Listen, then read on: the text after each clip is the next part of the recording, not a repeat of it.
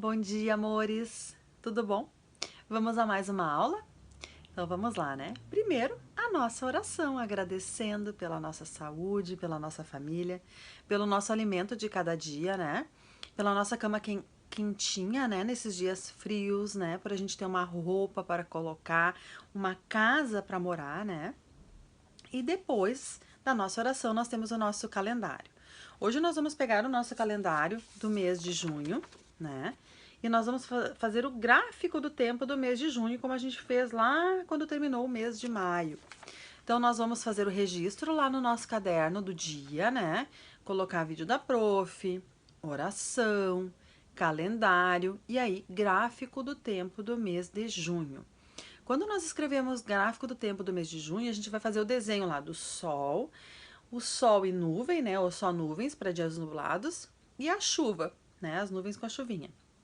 Vamos contar quantos dias de sol deu, quantos dias de chuva e quantos dias nublados, e vamos botar lá do lado do nosso desenho um númerozinho, certo? Depois que a gente fizer isso, vamos colar o nosso calendário no caderno, certo? Aí fizemos então o gráfico do tempo e nós vamos pegar o nosso calendário de julho. A prof já colocou lá no portal, né? Quem não consegue imprimir, então faz o desenho na folha, como a gente sempre faz. Vai procurar lá o dia 1º, quarta-feira, que foi ontem, né? Primeiro dia do mês de julho. Vai desenhar o tempo, como é que tava, né? Ontem estava nublado, tinha sol, às vezes o sol ia embora.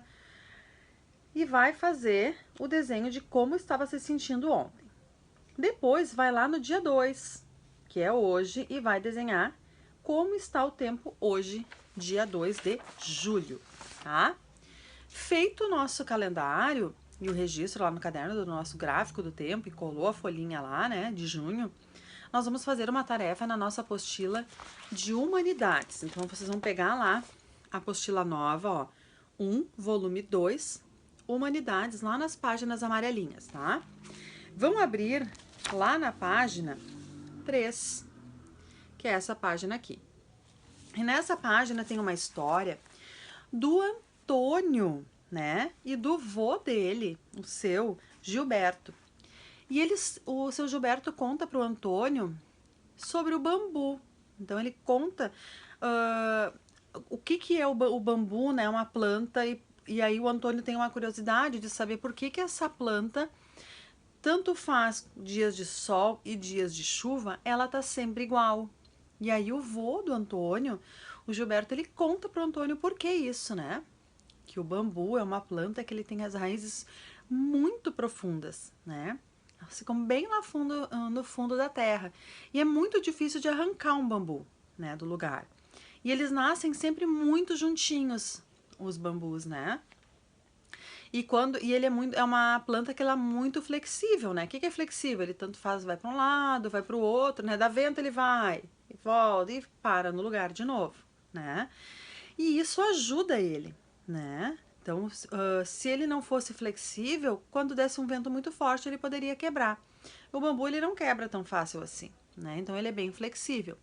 Dentro do bambu, ele é oco, é uma planta que dentro ela é oca. Então ele é formado, né, por nós e dentro é oco. Se a gente pegar um galho de uma árvore, nós quebrarmos o galho de uma árvore, ele vai ser, como ele é por fora, ele é por dentro, ele é cheinho, né? Como se a gente pegasse essa canetinha aqui, quebrasse ela no meio, dentro ela vai continuar tendo, né, a canetinha aqui dentro. Tem o refil dela, então ela tem alguma coisa dentro.